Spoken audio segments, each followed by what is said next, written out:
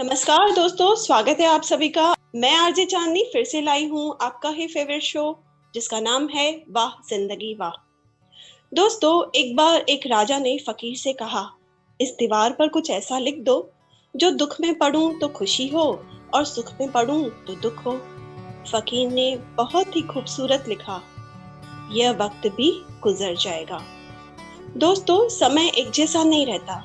अगर खुशी के पल हर पल नहीं रहते तो दुख का समय भी बरकरार नहीं रहता।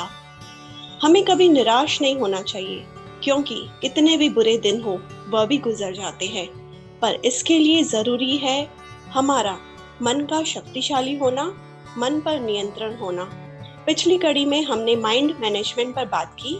इस विषय को फिर से आगे बढ़ाएंगे और इस विषय पर प्रकाश डालने के लिए हमारे साथ सेट पर उपस्थित है आदरणीय माननीय motivational speaker life coach Prahlad जी।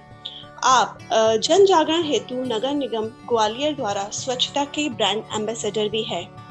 प्रहलाद जी, आपका बहुत बहुत स्वागत है। जी नमस्कार, बहुत बहुत धन्यवाद। नमस्कार।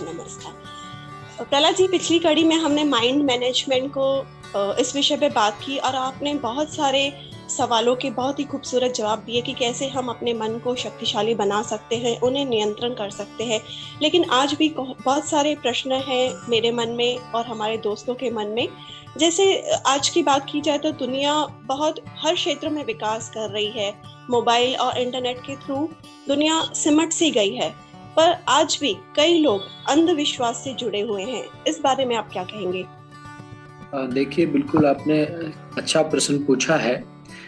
क्या होता है एक्चुअल में, अंधविश्वास से जुड़ने के पीछे जो कारण होता है वो कहीं ना कहीं लोगों का डर और स्वार्थ के कारण होता है। लोगों को कहीं ना कहीं एक डर होता है या लोगों का स्वार्थ उसमें होता है, जिसकी वजह से लोगों का झुकाव जो है स्वतः ही उसकी तरफ रहता है। दूसरी बात अगर हम कहें इसमें, तो जो मान्यताएं होती है या जिसको हम अंधविश्वास कर रहे हैं, उसके पीछे पहले कोई ना कोई एक विशेष कारण होता था। उसका हमारे जीवन में कोई ना कोई लाभ या कोई ना कोई महत्व होता था। भले आज उसका स्वरूप बदल गया है, लोग उसको एक प्रथा के रूप में मानते हैं, लेकिन उसके पीछे उसका क्या भाव है या उसके पीछे का क्या रहस्य वो लोगों को नहीं पता होता है। जैसे मैं इसमें एक उदाहरण देता हूँ। जैसे मान लीजिए पीपल का वृक्ष है, बहुत सारे लोग इसकी पूजा करते हैं और सदियों से होती आ रही है ना, आपने भी देखा होगा। तो अब आज अगर लोगों से पूछे कि पीपल के वृक्ष की पूजा क्यों करते हैं, क्योंकि ये तो फल भी नहीं देता, लेकिन फिर भी लोग करते हैं।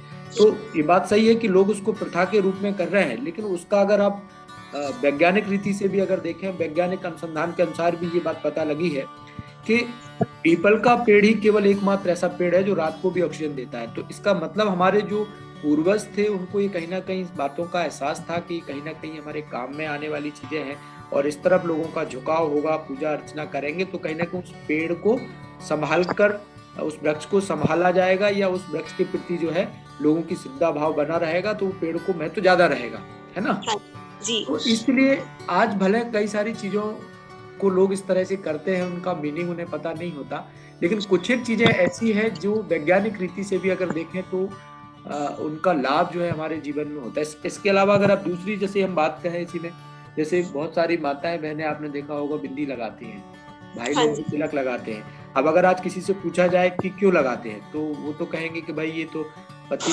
एक नारी होती है या जो शादीशुदा बहनें होती हैं, महिलाएं होती हैं, वो लगाते हैं, ऐसा कहते हैं। पर उसके पीछे तो मस्तक पर ही क्यों लगाते हैं, कहीं और क्यों नहीं लगाते थे? तो इसके पीछे भी अगर देखा जाए तो वैज्ञानिक अनुसंधान में ये भी पता लगा है कि हमारे मस्तक के बीच में ही एक ऐसी प्रमुख तंत्र का बिंदु होता है जो पूरी बॉडी को कमांड करता है। इसीलिए हम जो है वहां पर तिलक, चंदन या बिंदी का प्रयोग करते हैं। तो ऐसी कई सारी चीजें हैं जो लोग करते हैं और उसके पीछे कोई ना कोई मीनिंग होता है जो लोगों को नहीं पता, जिसे आज वो फिर सिर्फ करते हैं तो सही रूप पता ना हो पाने के कारण वो उसको सिर्फ करते हैं और उसका फायदा उन्हें उतना प्रॉपर नहीं मिल पाता। ये तो बिल्कुल आपने सही कहा कि पीपल के पेड़ की पूजा करना या मस्तक पर बिंदी लगाना, लेकिन कई लोग ऐसे भी होते हैं कि अपने घर के बाहर या दुकान के बाहर नींबू टांगते हैं, मिर्च टांगते हैं, घर पर टंगा मुखौटा लगाते हैं, या फिर आप ट्रक या कुछ गाड़ियां देखेंगे तो उसके पीछे जूतियां लटकी हुई होती हैं, या कई जगह ऐसा भी लिखा होता है कि बुरी नजर वाले तेरा मुंह काला। तो ये सब क्या है? छोटे बच्चों की बात कीजिए तो माता स्पेशली उनको काला तिलक लगाती है कि बुरी नजर से बचा रहे बच्चा। तो ये सब क्या है? ये भी साइंस है? नहीं नहीं, देखो क्या होता है, ये सारी चीजें हमने यहाँ पर एक बात आपको मेंशन की कि ऐसा नहीं है कि पीपल की पूजा करेंगे तो ही पीपल के वृक्ष को संभाला जा सकता है या सहेजा जा सकता है, ऐसा नहीं है। ये सिर्फ लोगों का ध्यान उसकी ओर रहे, लोगों का आकर्षण उसकी ओर रहे, इसीलिए ऐसा किया गया था। बाकी पीपल तो अपने आप में है ही। तो ऐसे ही इन चीजों के लिए भी, जैसे आपने कहा कि कोई भी व्यक्ति अपने घर के बाहर नींबू मिर्च लगा देता है या कुछ ऐसा टांग देता, मुखौटा टांग देता है, तो होता क्या है, जनरली लोगों को एक दूसरे से जब ईर्ष्या होती है तो एक दूसरे के लिए अच्छा, जब दूसरे लोग जब अच्छा करते हैं तो लोगों को वो क्या होता है कि सहन नहीं होता, अच्छा देखते हुए लोग उनको देख नहीं सकते, तो लोग उसके बारे में बुरा नहीं सोचे। तो मुखौटा टंगा होता है तो एक तरह से लोगों के मन में एक विचार ले आता है कि भाई इन्होंने ये टांग रखा है, तो वो उसके बारे में फिर चाह करके भी कुछ मतलब कोई कमेंट या कोई इस तरह की बात नहीं सोचेगा। तो लोगों की ऐसी मान्यता रहती है कि कोई ना कोई ऐसी चीज टांग दी जाए, ऐसा कुछ कर दिया जाए कि लोग हमारे बारे में बुरा नहीं सोचता है, और वो जो सिंबल उन्होंने टांगा है तो वो सिंबल लोगों की विचारधारा को बदल दे। बाकी उसके टांगने से ना टांगने से कोई फर्क नहीं पड़ता। और अगर आप एक अच्छी सोच के साथ कार्य करते हैं तो इन सब चीजों का कोई मीनिंग नहीं है। लेकिन इसके पीछे का भाव केवल लोगों का यही रहता था कि जो भी लोग हमारी जो तरक्की है, हमारा जो विकास है, उसके लिए लोग हमारे लिए नेगेटिव ना सोचें। इस तरह से कुछ टांगेंगे तो लोग मतलब नेगेटिव नहीं सोचेंगे, बल्कि उस तरफ ध्यान ही उनका नहीं जाएगा, इस तरफ से चीजों को देखेंगे। बाकी इन सब चीजों से होता तो कुछ नहीं है तो सारा थिंकिंग का ही खेल ना इसमें। हाँ जी, मतलब ये सब करने से वो बैड एनर्जी हमारे घर अंदर नहीं आ सकती, वो प्रवेश नहीं कर सकती, ऐसी मानसिकता है हमारी। ये सिर्फ मानसिकता है, बाकी ऐसा नहीं है कि अगर हम ये नहीं टांगेंगे तो बैड एनर्जी आ जाएगी, ऐसा बिल्कुल नहीं है। आप नहीं टांगे तब भी नहीं आएगी, आप उसके लिए आपको पॉजिटिव होना जरूरी है। तो हम अपने मन की तसल्ली के लिए ये सब करते हैं। अगर आप ये सब नहीं भी टांगेंगे, आपने ये बात कही तो मुझे एक याद आ गई कि मेरे परिवार में एक माताजी थी, मेरे पड़ोस में ही, मेरे मोहल्ले में ही। तो मैं जब अपने वहां गया तो उन्होंने अपने घर के बाहर इस तरह का एक मुखौटा टांगा हुआ था। तो मैंने उन्होंने पूछा कि भाई आपने क्यों टांग दिया? तो उन्होंने कहा कि ताकि लोगों की हमारे घर को नजर नहीं लगे। हमने कहा वो कैसे पता कि लोगों की नजर लग रही? बोली देखो हमारी जो यहाँ पे दरवाजा है, बाजू में खिड़की लगी हुई, उसका ग्लास है ना, वो थोड़ा सा दरार आ गई उसमें, क्योंकि कहीं ना कहीं लोगों की भावनाएं जो है हमारे प्रति अच्छी नहीं है। तो मैंने कहा ये टांग दिया तो क्या अब नहीं होगा ऐसा कुछ? बोली ऐसा मेरा मानना है। मैंने कहा इन सब चीजों से कुछ नहीं होता है, आप लोगों के प्रति अच्छी भावना रखोगे तो लोगों की सोच से कहीं कोई फर्क नहीं पड़ेगा। और फिर बाद में मेरे कहने से उन्होंने उसको निकाल दिया। तो ये सिर्फ और सिर्फ लोगों की मान्यता ही ऐसी है, और ये सब करने से लोगों की विचारधारा परिवर्तन होती है। बस अगर आपको सेटिस्फेक्शन मिल रहा है, आपको अच्छा लग रहा है तो आप कर रहे हैं। अगर आप बिना टांगे भी आपको अच्छा लग रहा है तो भी आपका कोई बुरा थोड़ी कर सकता है। हाँ जी, ये तो बात हुई हमारे शहरों में जो लोग करते हैं या उनकी मानसिकता की बात की। पर आप या मैं कहीं पर भी ग्रामीण विभाग में चले जाएं, उन गांव के लोगों से मिले तो उनकी मानसिकता तो शहर के लोगों से और ही विपरीत होती है। मैंने कुछ टाइम पहले एक वीडियो देखा था प्रहलाद जी, उसमें छोटे छोटे जो न्यूबॉर्न बेबीज होते हैं ना, उनको कान की साइड पे एक आयरन रॉड होता है, वो गर्म करके आग में उनके कान के वहां पे लगाया जा रहा था। ये मानसिकता थी या ये प्रथा थी वहां की, ये करवाने से बच्चा आगे चलकर स्वस्थ रहेगा। अब इस बारे में आप कहेंगे, एक तो एक छोटा सा उदाहरण है, ऐसे तो भारत भर में कितने सारे गांव हैं, क्या क्या नहीं होता होगा। जी जी, देखिए बहुत सारी चीजें हैं, मैं सभी के लिए तो नहीं कहूंगा, लेकिन कुछ एक चीजें हैं जिनका वैज्ञानिक रीति से कहीं ना कहीं हमारे जीवन में लाभ होता है, इसलिए हम उन चीजों को करते हैं। लेकिन सारी चीजें जो हम करते हैं वो जरूरी नहीं है कि, क्योंकि लोग जो करते हैं उसका मीनिंग तो उन्हें पता नहीं होता, सिर्फ वो करते, एक बिलीफ सिस्टम उनका बना हुआ है, बस वो उसको फॉलो करते जा रहे हैं। बट कभी किसी ने देखा तो है नहीं कैसा होता है। तो अगर ये सब किए बिना ही अगर हम अच्छी सोच रखें तो भी हम जो है स्वस्थ रह सकते हैं, खुश रह सकते हैं। इस पूरी ही जो हम कार्य करते हैं या पूरी ही जो प्रक्रिया है, जो इस तरह की एक्टिविटी करते हैं, इन सबके पीछे हमारी सोच काम करती है। अगर हम हमेशा सकारात्मक रहना सीख लें तो इन सब चीजों की जरूरत ही नहीं पड़ेगी।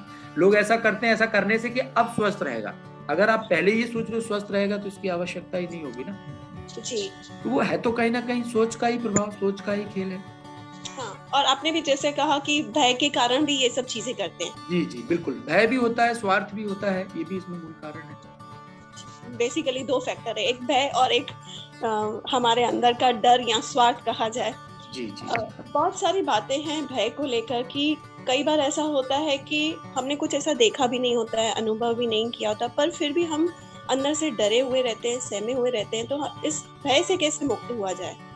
देखो, उसके लिए हमें अपने अंदर विश्वास को बढ़ाना होगा। अगर कोई व्यक्ति भयभीत है या डरा हुआ है, तो उसका मूल कारण तो ये है कि उसे खुद पर विश्वास नहीं है। वो जो कर रहा है उस पर उसको विश्वास नहीं है, मतलब अपने अंदर उतना कॉन्फिडेंस उसके अंदर नहीं है। तभी वो भय में है, तभी वो भयभीत है या तभी वो डरा हुआ है। और दूसरी बात इसी में जो आपने कही कि इसको कैसे दूर किया जाए, तो जी। उसके लिए आपको आपको अपने विश्वास, अपने अंदर जो आप कार्य कर रहे हैं ना, उस विश्वास को आपको अपने अंदर बढ़ाना होगा। और वो विश्वास कैसे बढ़ेगा? जब भी आप कोई कार्य करते हैं, लगन से, मेहनत से, ईमानदारी से कोई भी कार्य करते हैं और उसमें आपको सफलता मिलती है, लगातार आप इस क्षेत्र में जब प्रयास करते हैं, तो धीरे धीरे आपको अपने ऊपर एक विश्वास कायम हो जाता है। फिर किसी भी चीज से आपको डर नहीं लगता। जैसे मैं आपको उदाहरण दूं कि एक बार बहुत पहले की बात है, करीब 16-17 साल पहले, मुझे एक जगह कहीं भाषण करने के लिए खड़ा कर दिया। तो मेरे अंदर एक डर था कि मैं क्या बोलूंगा, मैंने तो कभी बोला भी नहीं, है ना।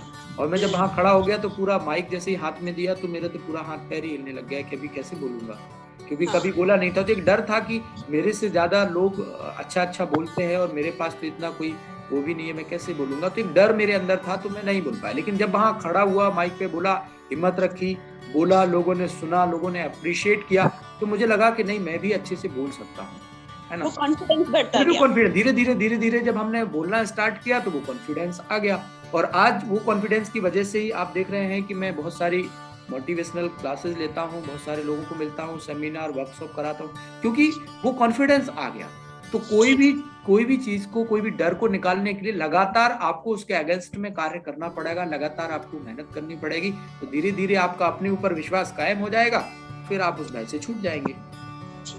ये तो बात हुई कि हम खुद पे कार्य करने लगते हैं, आत्मविश्वास को बढ़ाते हैं, तो उसका रिजल्ट आता है। पर कई बार हम ये भी देखते हैं कि हमारी नाकामयाबी का जिम्मेदार हम दूसरों को ठहराते हैं कि आपकी वजह से हम फेल हुए, या कई बार कर्म नहीं करते। जैसे आपने भी बोला, हमें अपने ऊपर वर्क करना चाहिए, लेकिन कई बार ऐसा होता है कि हम कर्म से ज्यादा भाग्य पर विश्वास करने लगते हैं। तो इस बारे में आप क्या कहेंगे? देखिए, अपनी कामयाबी या नाकामयाबी के लिए हम खुद को ही जिम्मेवार समझे तो अच्छा है। इसके लिए कोई दूसरा जिम्मेवार नहीं है। इसको गहराई से समझना पड़ेगा, क्योंकि लोगों को इस चीज की समझ ही नहीं होती। वो ये समझते हैं कि मैंने जो कर्म किया उसके लिए दूसरे की वजह से। ऐसा नहीं हुआ। हमने कहीं ना कहीं उस कार्य को करने में या तो पूरी तन्मयता के साथ नहीं किया, या पूरी लगन के साथ नहीं किया, पूरी श्रद्धा के साथ नहीं किया, या कहीं ना कहीं हमने कुछ उसमें कमी छोड़ी है। अगर हम कामयाब हो रहे हैं तो उसके लिए भी हम ही जिम्मेवार हैं, क्योंकि उसमें हमारी लगन, मेहनत काम करती है। और अगर हम नाकामयाब है तो भी हम ही जिम्मेवार है, इसमें दूसरा कोई जिम्मेवार नहीं है। ये तो हमें समझना पड़ेगा। और तीसरी बात जो आपने इसी में कही कि कई लोग कर्म से ज्यादा भाग्य पर विश्वास करते हैं, तो उन्हें शायद इस चीज का ज्ञान नहीं होता कि हमारा जो भाग्य है ना, वो कर्म से ही बनता है ना। इसलिए वो शायद भाग्य को बड़ा मानते हैं, लेकिन भाग्य कोई और नहीं होता। भाग्य लिखने वाले भी हम ही खुद हैं। हमारे कर्म ही भाग्य का निर्माण करते हैं। अगर हम अच्छा कर्म करते हैं, श्रेष्ठ कर्म करते हैं, तो ये निश्चित मान लीजिए कि आपका भाग्य अच्छा ही होने वाला है।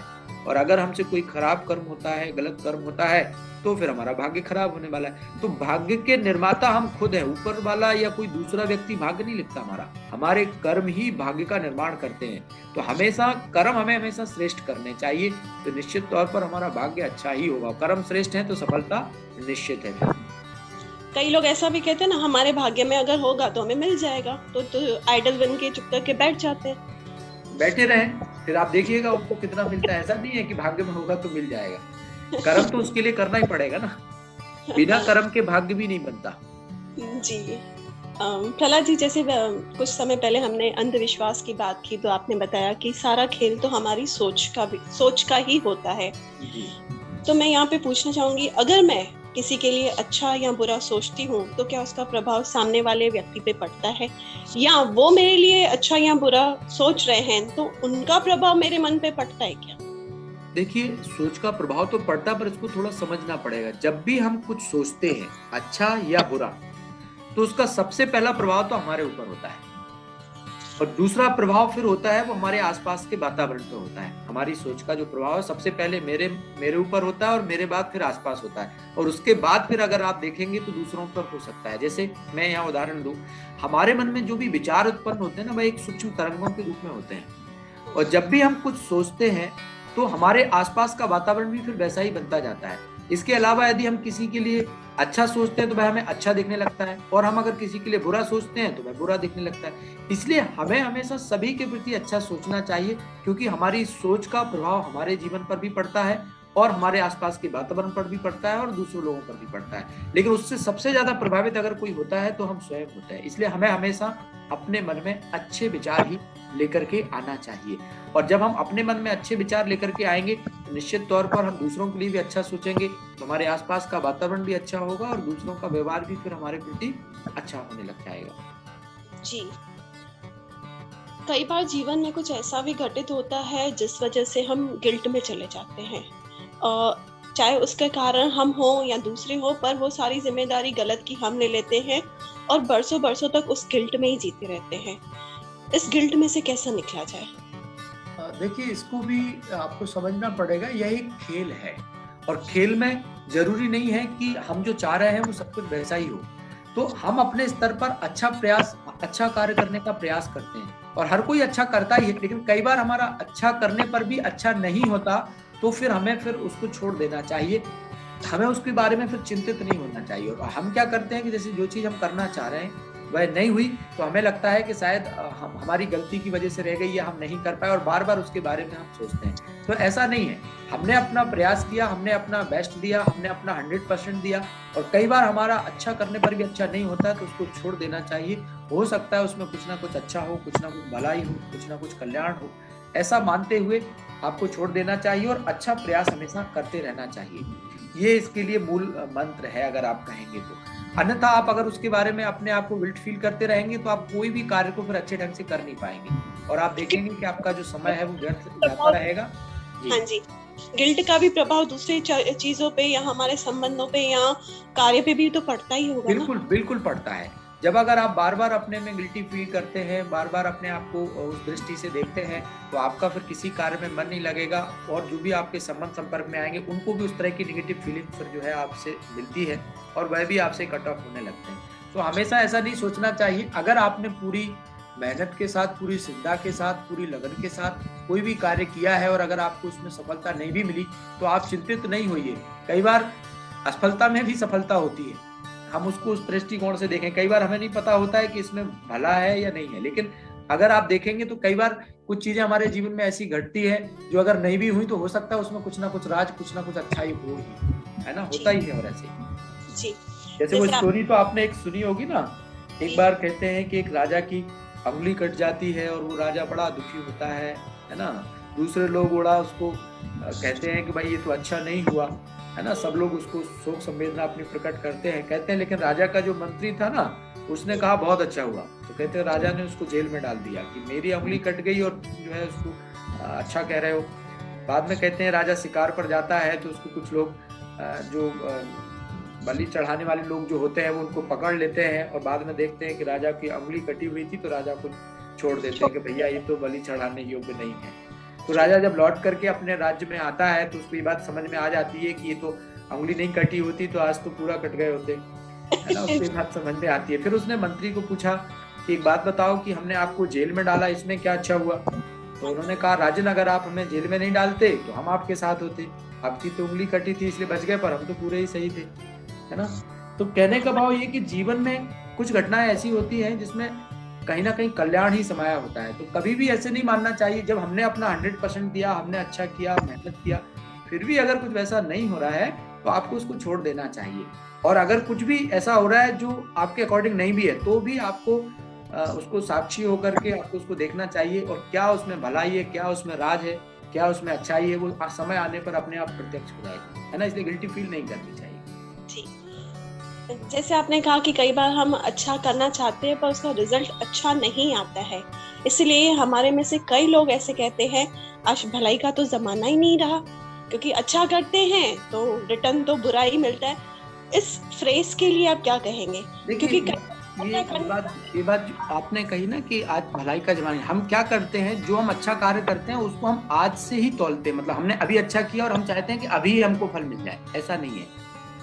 हमने जो अच्छा किया उसका अच्छा हमें मिलेगा, लेकिन हमारे साथ कई बार कुछ जो बुरा हो रहा है वो इस अच्छाई की वजह से नहीं हो रहा है, वो हमारे पास्ट के कर्म होते हैं जिसकी वजह से वो बुरा होता है, लेकिन हमें इसका ज्ञान नहीं होता और हम ही सोचते हैं कि हमने आज अच्छा किया, अब सामने वाला भी मेरे साथ अच्छा करे। तो आपने जो अच्छा किया उसका तो अच्छा मिलेगा ही मिलेगा आपको, लेकिन पीछे जो आप करके आए वो आपको नहीं पता, उसके आधार पर आपको बुरा मिलता है और आप आज की अच्छाई के साथ उसको जोड़ लेते हैं, इसलिए आपको लगता है कि भलाई का जमाना नहीं है। जबकि हम ये कहेंगे कि भलाई का जमाना है, बिल्कुल आप भलाई करते रहिए। आप अपने बैंक में जो है, अपने सूक्ष्म बैंक में जो है दुआओं का खाता जमा करते रहिए। आप देखिए आपके जीवन में खुशियां रहेंगी और आप बहुत अच्छे से जीवन को व्यतीत कर पाएंगे। हाँ जी प्रहलाद जी, कई बार ये भी देखा गया है कि अगर बाहर कुछ होता है, जैसे किसी ने हमें हमारी निंदा की या अपमान किया या कुछ गलत करते हैं या डांटा, तो हम बहुत जल्दी अंदर से हलचल में आ जाते हैं, डिस्टर्ब हो जाते हैं। तो हमारे अंदर ये डिस्टर्बेंस क्रिएट ना हो, उसके लिए क्या करना चाहिए? क्योंकि उसके लिए हमें अपनी आंतरिक शक्ति को बढ़ाना चाहिए। हमारे अंदर आंतरिक शक्ति की कमी होती है, इसलिए हम बाहर की चीजों से प्रभावित हो जाते हैं। अगर हमारे अंदर आंतरिक शक्ति बढ़ी हुई होगी ना, तो बाहर की कोई भी चीज हमें डिस्टर्ब नहीं करेगी। अभी हम हलचल में इसलिए आ रहे हैं क्योंकि हम इंटरनली अपने आप को इतना स्ट्रांग महसूस नहीं कर रहे। तो ध्यान मेडिटेशन करने से आप अपने आप को स्ट्रांग महसूस कर पाएंगे और बाहर की हर परिस्थिति को आप जो है फेस कर पाएंगे, उसकी वजह से फिर आप डिस्टर्ब नहीं होंगे। तो ये चीज आपको देखना पड़ेगी कि कैसे हम अपने आप को इंटरनली स्ट्रांग कर सकते हैं। इसके लिए हमने आपको सबसे अच्छा तरीका बताया, मेडिटेशन एक बहुत अच्छा तरीका है।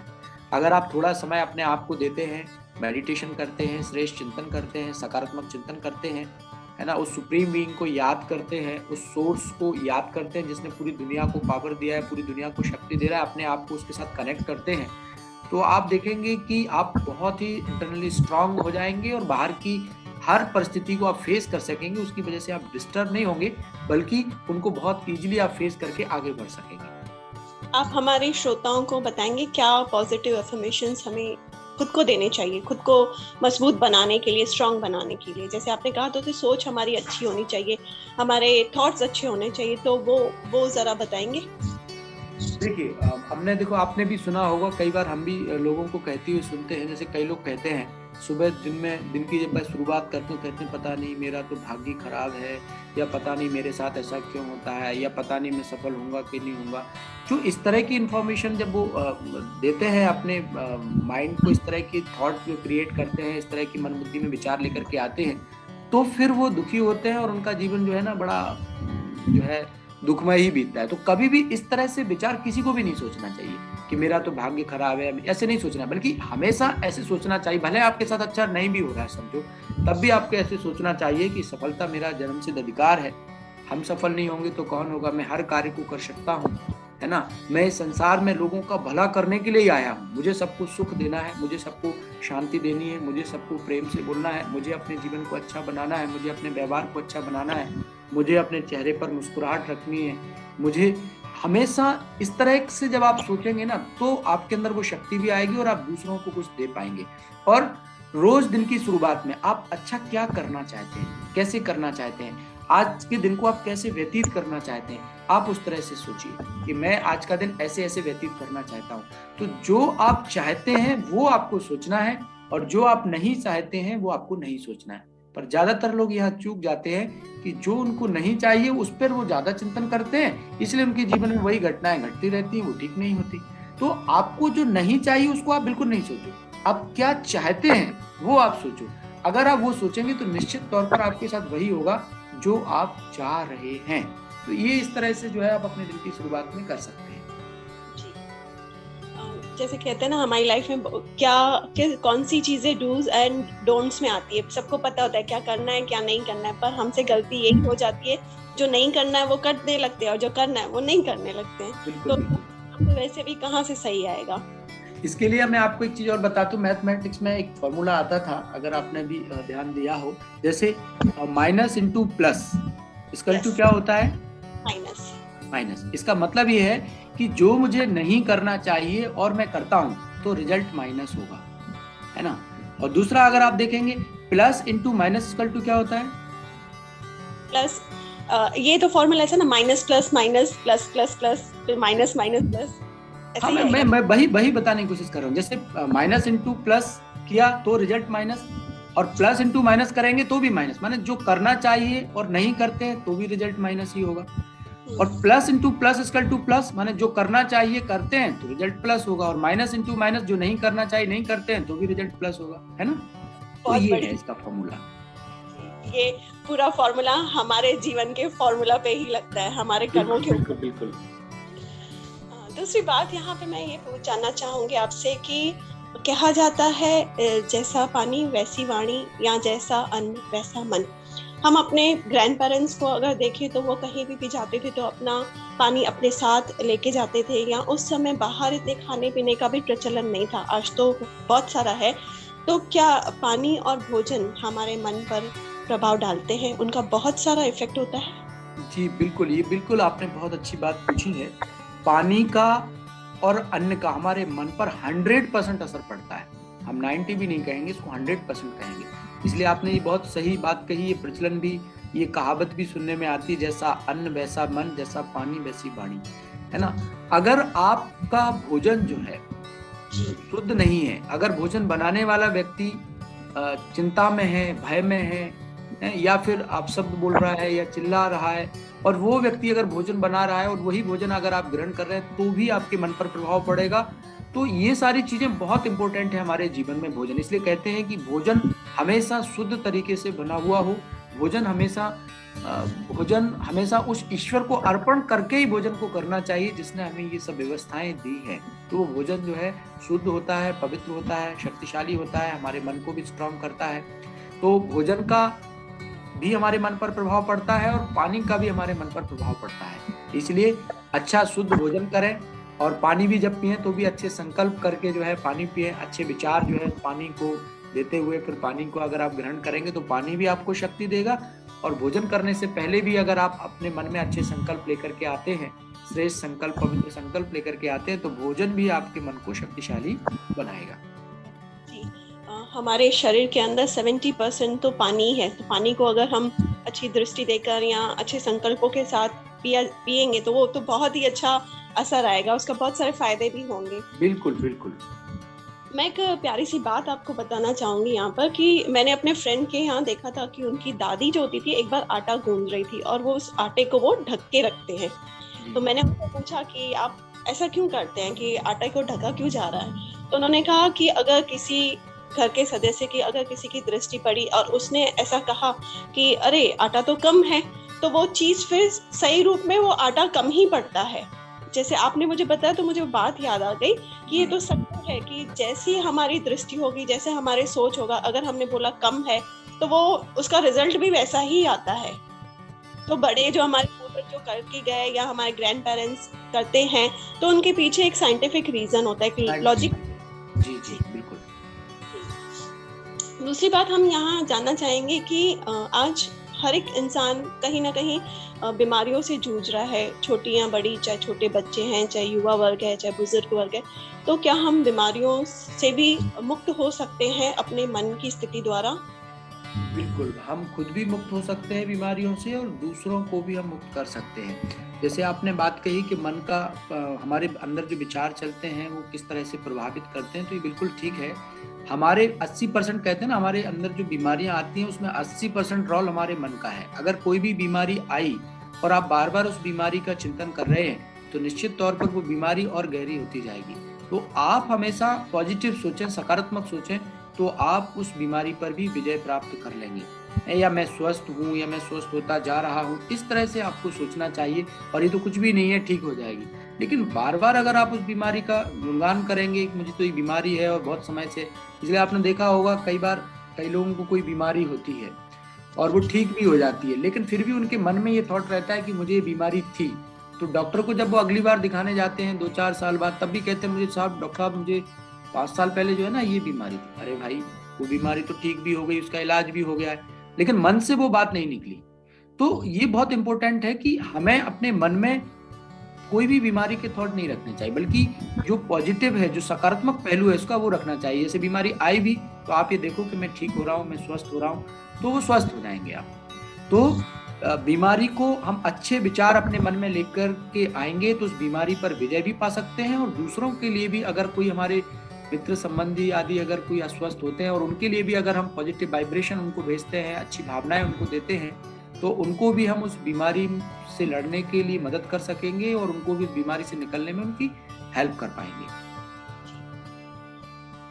बहुत बहुत शुक्रिया आपका। आज पूरा ही हमारा जो एपिसोड रहा माइंड मैनेजमेंट के ऊपर, इसमें बहुत ही सुंदर सुंदर आपने बातें बताई और मुझे विश्वास है जो भी हमें सुन रहे हैं वो आपकी बातों से लाभान्वित होंगे। एक बार आपका बहुत बहुत शुक्रिया। दोस्तों, जैसे हमारे मोटिवेशनल स्पीकर प्रहलाद जी ने बताया कि अंधविश्वास से जुड़े रहना ये कहीं ना कहीं हमारे सोच के ऊपर ही है। तो हम अंधविश्वास से जुड़े ना रहें, बाहर निकलें, या अपने अंदर भय है, स्वार्थ है, गिल्ट है, इस सब से भी हम बाहर निकले, क्योंकि ये सब चीजें हमारे जीवन को बहुत ही नुकसान पहुंचा रही है। और हमारा खास करके हम अपनी सोच पर अटेंशन दें। पूरी दिनचर्या में हम क्या सोच रहे हैं, या जैसे प्रहलाद जी ने भी बताया क्या सोचना है, हर बात में हमें क्या सोचना है सुबह से लेकर रात तक। हम छोटी छोटी बातों का ध्यान रखेंगे तो मुझे लगता है हमारी जिंदगी सच में वाह जिंदगी वाह ही बन जाएगी। दोस्तों, फिर मिलेंगे दूसरी कड़ी में, तब तक के लिए शुक्रिया, नमस्कार।